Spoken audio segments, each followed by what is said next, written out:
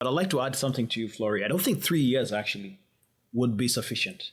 And especially when you're looking at large investments. And I think one of the things that I think the three of us have spoken before is what do we need to do to ensure that within the next 12 months, we get an outcome that's beneficial to both the United States and the African continent.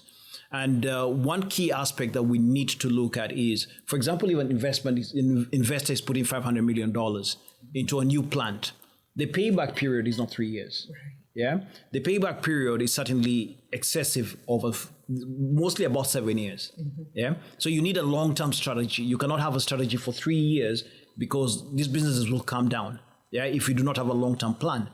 I see one big element that I think will engage on the strategy we're going to push forward as we go to the Hill and to the different policymakers here in the United States is what value add do we bring to the table?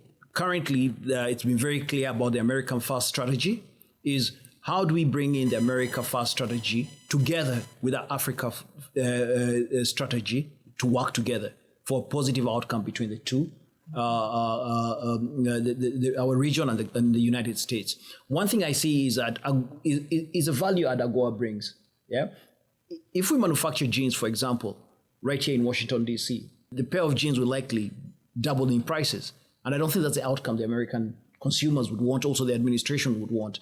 I think, but what we need to do is drive a consistent partnership where we bring in the private sector of the United States, and for example, for Kenya, to work with the private sector of Kenya to drive a mutual beneficial outcome. And that outcome needs to be articulated to the policymakers so that they understand it's beneficial not just only, for example, to Kenya and the United States, it's beneficial also to the Americans in America.